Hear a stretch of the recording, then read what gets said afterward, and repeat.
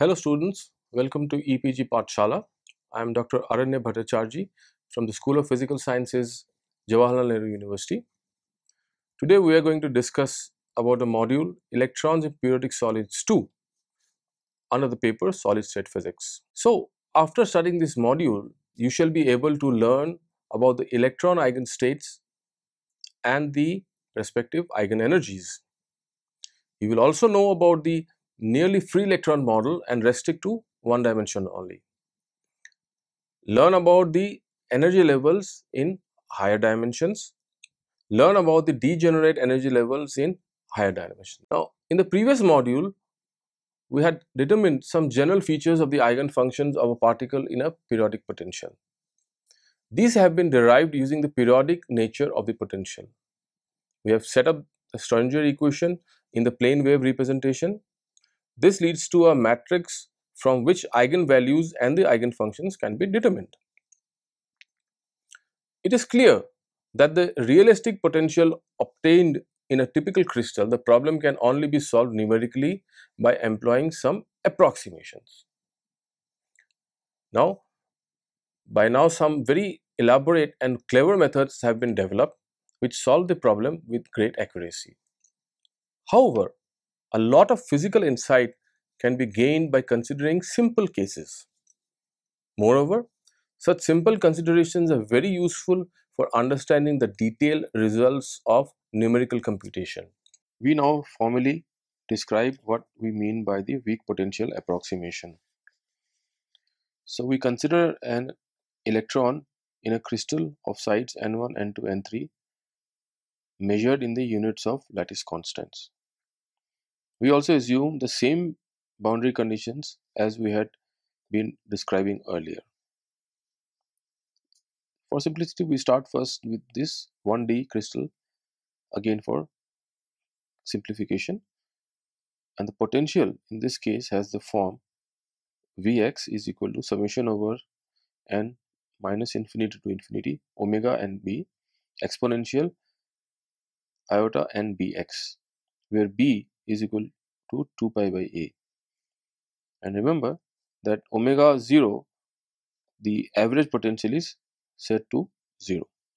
We again now employ the plane wave basis, and wave functions can be written as xi x is equal to summation over q aq into e raised to power I qx. Now substituting it in the one-dimensional Schrödinger equation, we get the following equation, that is the operator OQ minus E AQ plus summation over n minus infinity to infinity omega NB into AQ minus NB equal to 0. Whereas before, this operator is defined as simply the kinetic energy.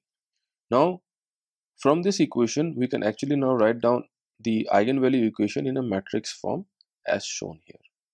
We take Q to lie in the first Brillouin zone, that is lying between minus pi by a to pi by a.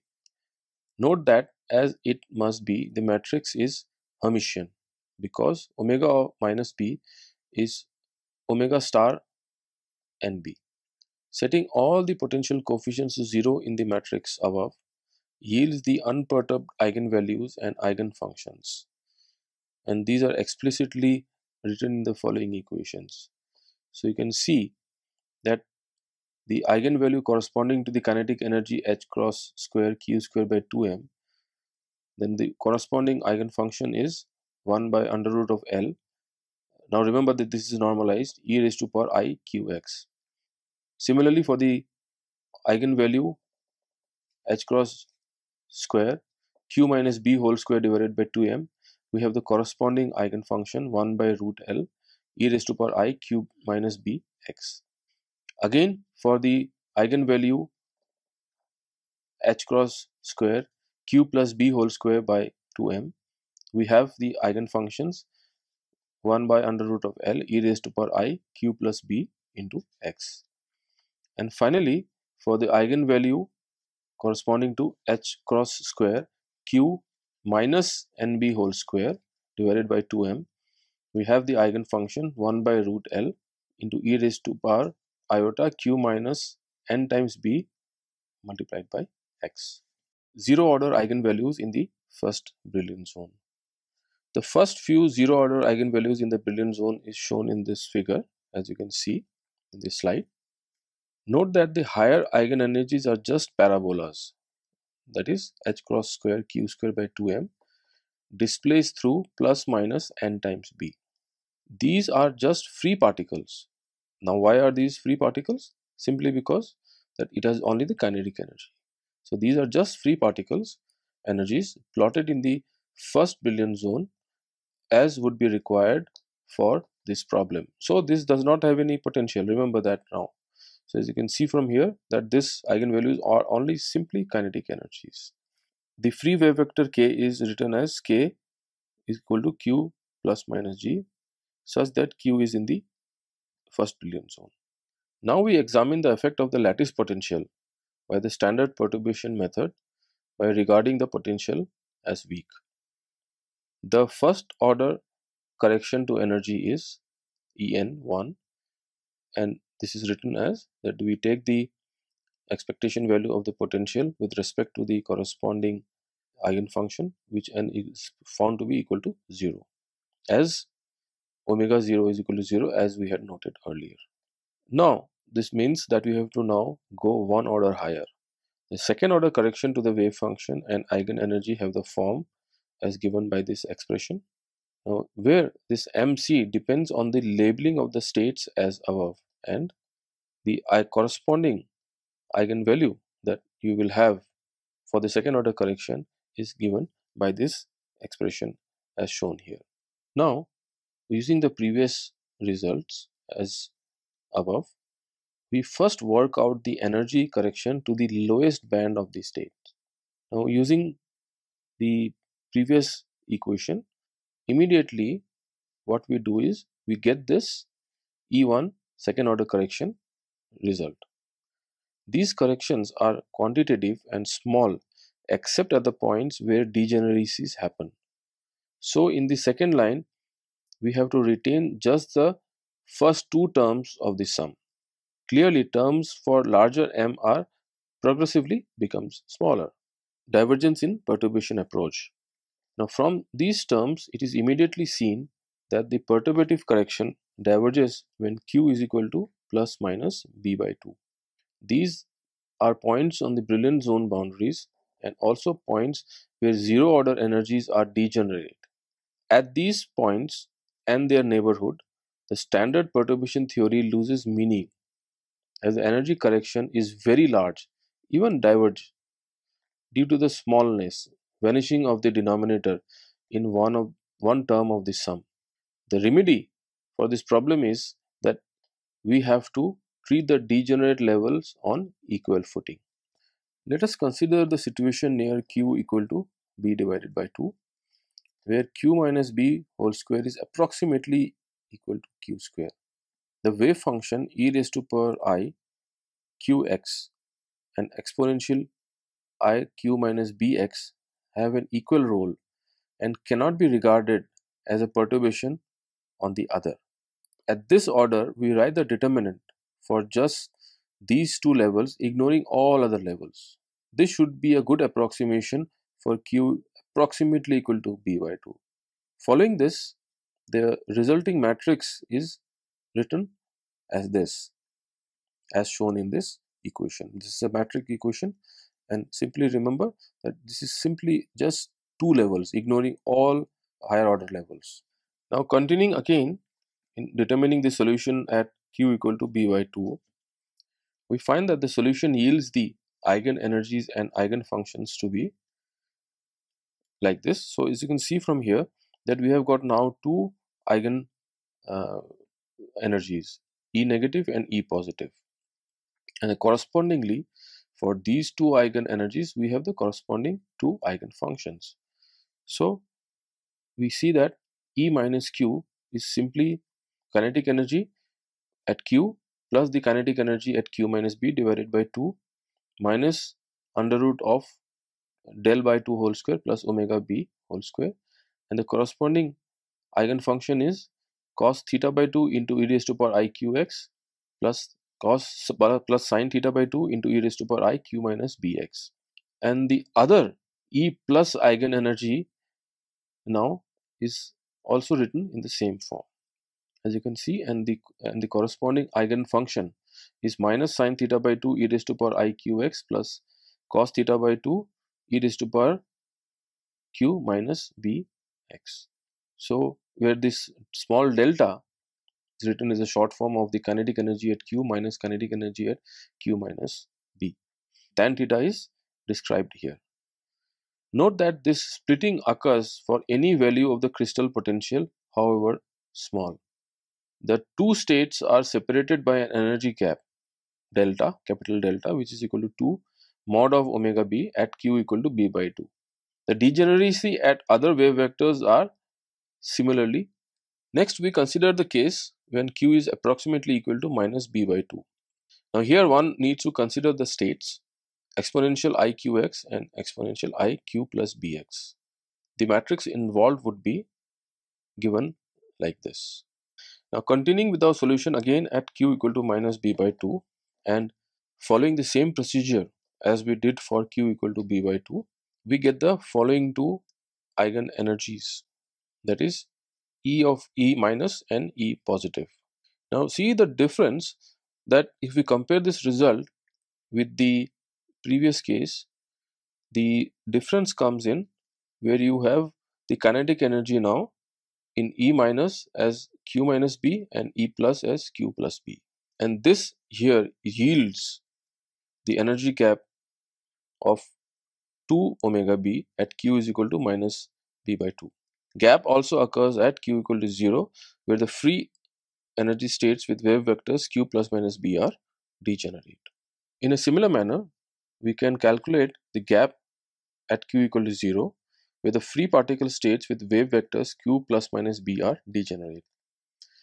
With crystal potential, these become E plus and E minus. The expressions for E plus and E minus are shown in these slides. And clearly we see a splitting. The two states are separated by an energy gap of twice of omega 2b at q equal to 0.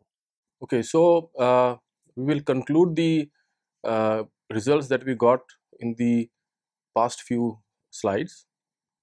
So in the past few slides, basically what we did was that we tried to find out the eigenvalues for the q equal to plus minus b by 2 and 0. Now there are two features which have great physical significance in the previous slides. First is that the eigenvalues occur in bands separated by gaps, which is very clear from the E plus and E minus eigenvalues that we found out, and simply by subtracting the two we could actually find out the gaps. Within a band there are n eigenvalues. N basically indicates the number of cells in the crystals corresponding to the values of the wave vector allowed by the periodic boundary conditions. These are closely spaced for macroscopic crystals. The sizes of the energy gaps depend on the strength of the potential. Secondly, the energy for some bands increases as the function of the wave vector, while for others it decreases. So far, we have demonstrated these properties in one dimensions, which is basically quite easy.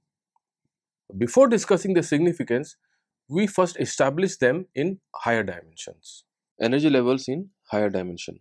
In dimensions higher than 1, it becomes difficult to depict the variation of energy with wave vectors.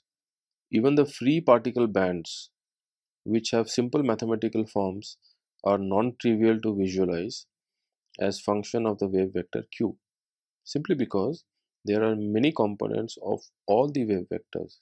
One way is to draw them along some typical directions and along lines joining significant points in the brilliant zone. The other way is to draw some surfaces of constant energy at various representative values of energy. It is also useful to think in terms of the Fermi surface, which is the energy surface below which all states are occupied for non-interacting electrons at zero temperature. Energy of the Fermi surface is associated with the electron density or number of electrons per cell. Both ways are employed. In the following, we use the method of energy surfaces, which is particularly helpful in 2 dimensions. So we formally start with the method of energy surfaces. Now what one has to do is that first draw the surface in space around the origin q equal to 0. So these surfaces are drawn in a wave vector space around the origin q equal to 0. In this space, we also draw the reciprocal lattice. Now the unit area closest to q equal to 0 as drawn by the Wigner-Seitz construction is called the first Brillouin zone. The portion of q space with the area of unit cell which is next closest to q equal to 0 is called the second Brillouin zone. So in a similar manner, then the areas of higher Brillouin zones are identified. Like the next one, which is the third Brillouin zone, will be the one which is next closest to the second Brillouin zone, and so on. So then, as an example, you can actually try it yourself for the square lattice, that you can try to draw the first and the second and the third Brillouin zone, and in this way, the more difficult ones, the more difficult lattice you can construct. So now, according to the method that we described in slide, we will now try this for the square lattice. The first 4 Brillouin zones for a square lattice is shown in this figure. So now what one does is that, as you can see from this figure, that the first Brillouin zone is shown in the white and is described as like A here. Then immediately, again following the same prescription, you can draw the next Brillouin zone and the third one. So it is quite simple, as you can see. But now remember that if you take the full reciprocal lattice into account, this method is called the extended zone scheme. Now on the right, the small figures that we have shown here, portion of the higher zones are translated through appropriate the reciprocal lattice vectors G to form a compact shape. This is what is called as the reduced zone scheme. Now we again apply the method of energy surfaces and consider the free electrons as an example. So what we do is that when we are doing this method of energy surfaces for these electrons, consider a surface of energy E which is a circle of radius 2me by h cross square, and this is drawn with center at q equal to 0 in the wave vector space. Now if for small energy, consider that these electrons have small energy, the circle is entirely in the first Brillouin zone. Now let us suppose that the electrons that we have considered has got large energy.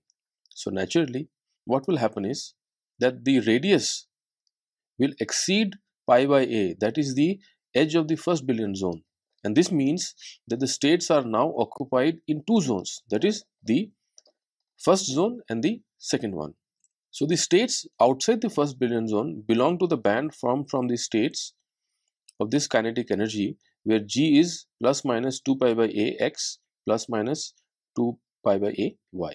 Now, as I had shown in the previous slides, the surface in two bands where the electrons with higher energy is occupied can be drawn actually now in the first Brillouin zone by changing their q vectors. That is, you bring the occupied levels of the second Brillouin zone and map it on to the first Brillouin zone. Now what was described in the previous slide, we show it in a schematic way. So as you can see that the first figure here shows the surface for a small energy E1. So as you can see that this small circle which we had drawn according to the prescription of the previous slide is contained in the first Brillouin zone. Now if you go to the next figure on the right hand side, you will see that surface for a large energy E2. Now you see the circle is not visible in the first Brillouin zone. It is going outside the first Brillouin zone, and the one which is going into the second Brillouin zone is not visible. Now go to the extreme right and you can see that what one has done is, in the reduced zone scheme now, that what surface was occupied in the second Brillouin zone has been introduced now into the first Brillouin zone by appropriate reciprocal lattice vectors, and these marked A, B, C, D actually originally in the extended billion zone scheme was occupied in the second billion zone, but now in the reduced zone scheme they are mapped onto the first billion zone. For three-dimensional crystals, a similar situation arises for the free particle bands. We take the example of a simple cubic lattice and draw the free particle energies in the brilliant zone. Then this is exactly what is shown here in this slide. So as you can see that the band structure is also drawn for the simple cubic structure, that is for the simple cubic three-dimensional structure. That is, we have plotted the epsilon k versus k. So as you can see the complexity of the energy bands in the three-dimensional case. And on the other hand, on the right hand side figure, we show the brilliant zone for the simple cubic lattice. Now again here what we are doing is that we are showing how a free particle band in 3 dimension looks like in a typical FCC lattice. So the left hand side figure, that is the A figure, is a plot of epsilon k, that is the energy as a function of the k vector, while on the other side, that is on the right hand side, we have the brilliant zone for the FCC lattice. We will describe not only the previous we will describe the previous slide, the slide 23, what this gamma, m, r and x denotes in the next subsequent slides. So just as an illustration, this particular slide 24 shows the FCC lattice structure of the brilliant zone and the corresponding epsilon k versus k.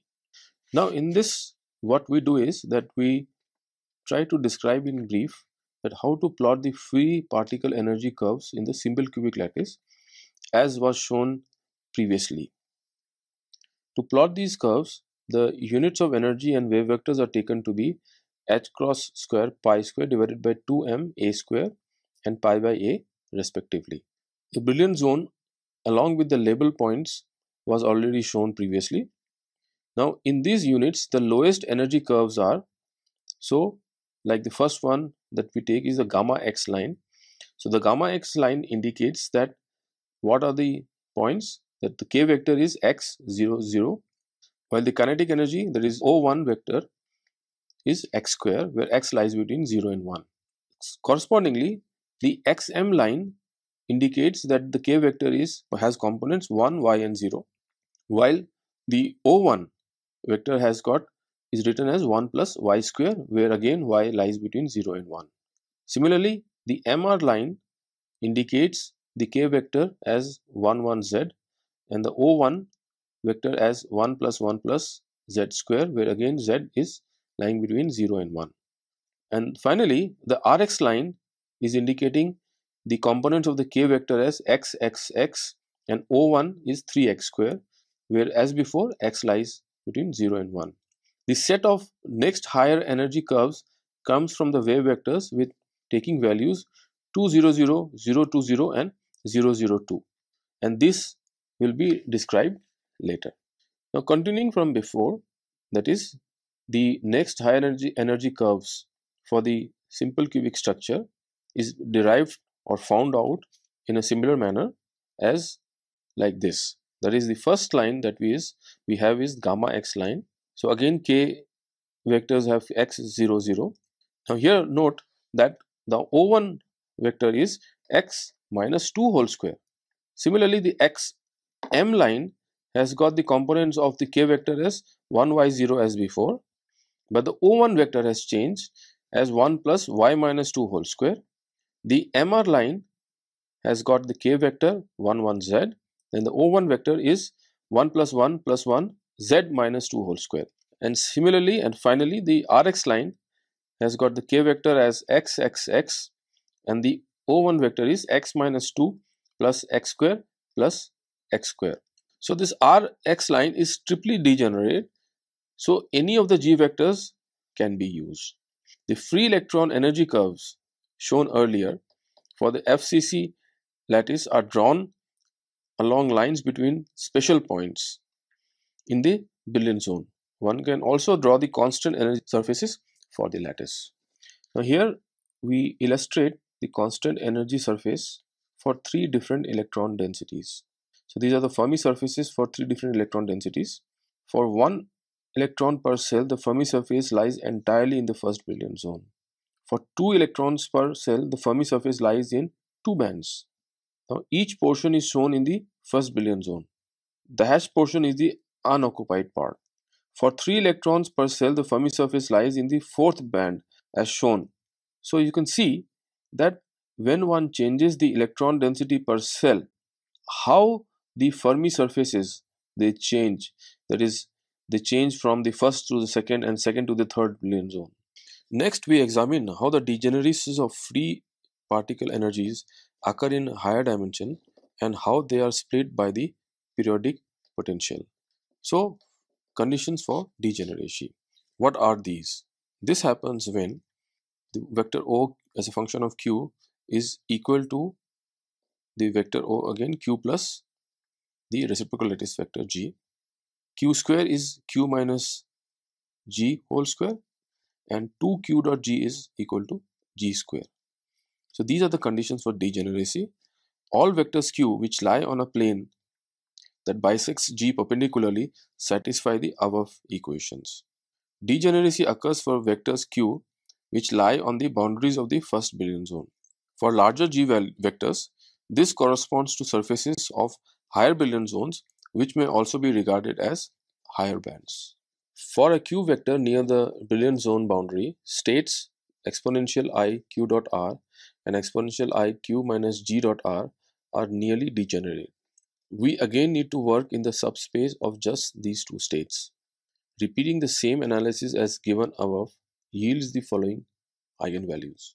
E plus minus Q is equal to OQ plus O Q minus G divided by 2 plus minus under root of del divided by 2 whole square plus mod of Vg whole square, where the small delta is OQ minus OQ minus G divided by 2. So there are now two eigenvalues E plus and E minus corresponding to this sign plus and minus. Here Vg is the Fourier transform of the crystal potential, that is Vg is the, as you can see, is written like this, that 1 divided by n Vc integral over the all volume exponential minus I Q dot R Vr into exponential minus I Q plus G dot R. The above equations imply that at the Brillouin zone surface, a gap of energy 2 modulus of Vg is opened. Since the Brillouin zone is made up of such planes where degeneracies of free particle energies occur, such gaps are opened up all along the surface of the zone. In higher dimensions, energies O Q minus G as well as zone are not isotropic, so free particles band overlap. The gaps as discussed above do not ensure that the crystal bands do not overlap. To ascertain the presence of gaps, one needs to obtain better solutions with numerical methods. And certainly, when you want to do numerical methods in condensed matter physics, you really need some very good workstations. An interesting point about the constant energy surfaces of these bands is that they always meet the billion zone boundaries perpendicularly.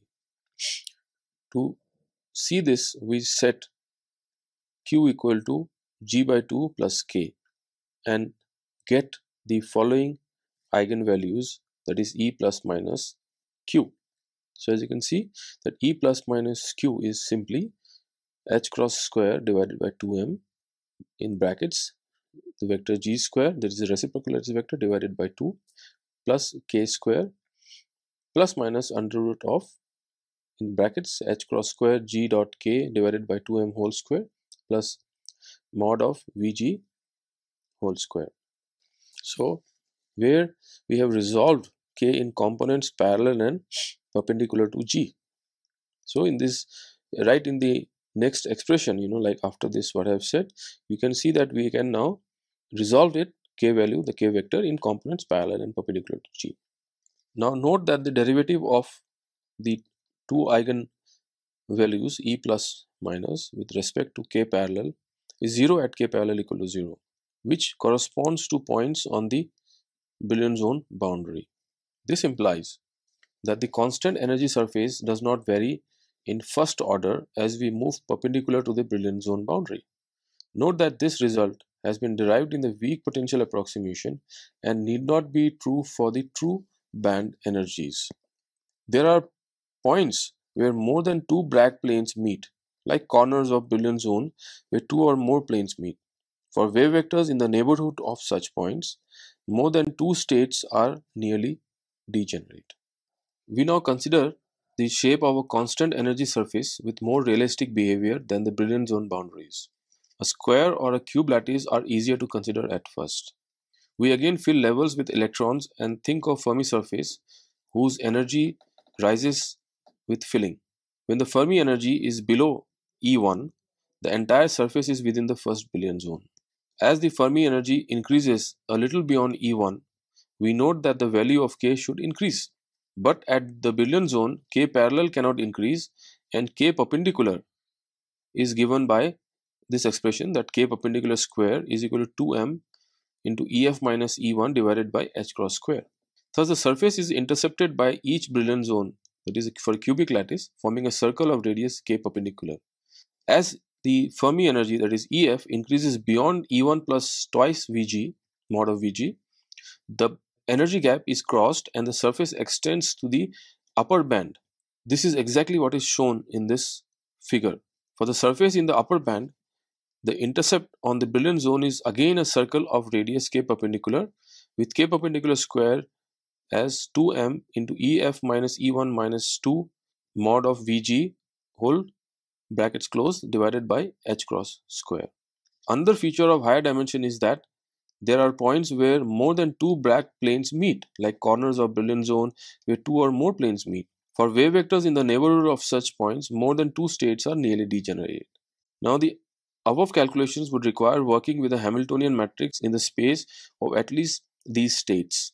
So, let us now summarize, students, what we have learned in this module. In this module, you have studied about the electron eigenstates and the eigenenergies. Now, the general problem of doing these calculations for realistic crystal potentials is very hard and requires the use of advanced numerical techniques. Now, why is this? Because there are so many electrons, so many ions that you have to take into account. Moreover, it's a three-dimensional case. When you have three-dimensional case, then you have 3n normal modes. So you see that n could be so high that the 3n becomes even higher. And analytically, this is not possible to solve. So we have to resort to advanced numerical techniques. But of course, using some approximation, realistic approximation, we can derive some basic analytical results, which we did. However, before launching into such calculation, it is important to develop some physical feeling about these states. Now, about an approximation in which crystal potential due to ions is taken as weak, then we study its effect by perturbation theory. So, I am sure the perturbation theory, which you are all familiar with, this is something very basic in quantum mechanics. So, this is also known as the nearly free electron approximation. So, you can relate this, the free electron approximation with the weak potential. So, if you have a weak potential, which naturally implies that the electron whose dynamics you are trying to understand is relatively free to move throughout the crystal. It is sort of delocalized. So, that is why we call it the nearly free electron approximation. Already at this level, one learns some general and important features of electron states in crystals. Though it appears that these states cannot be useful for quantitative purpose, it turns out that for a class of metals, full calculation yields results surprisingly close to the nearly free electron approximations. Now, See, this is again, it comes naturally because the weak potential approximation results in the free electron approximation, and the metals are the best examples to study this, because in metals the conductivity is extremely high as compared to other materials. So this basically implies that the electrons which are responsible for the good conductivity of metals are moving in a weak potential, and the electrons, the same electrons, are relatively free. So that is why we have the nearly free electron approximations. So that you can see that now the comparison, the link, weak potential, nearly free electron approximation, and then you have the metals. About the concept of extended zone scheme, you learn reduced zone scheme with respect to the brilliant zone. So, well, I mean, in this particular concept, you learn how to actually draw and look at the energy level diagrams, the band diagrams in the reciprocal lattice. Various ways of doing it. One is the extended zone, that is basically the full zone, first billion zone, second billion zone, third, fourth, and so on, you can draw. But then it becomes very tedious to go beyond the first or second or third, fourth. Then we resort to something, a simplification, because we have already learned that any vector which goes beyond the first billion zone can be brought back to the first one by simply using a convenient reciprocal lattice vector. So this means that instead of using the extended zone scheme, we could actually use a reduced zone scheme. And then you also learned the constant energy surfaces for three different energies in a square lattice, the simplest case. Thank you very much.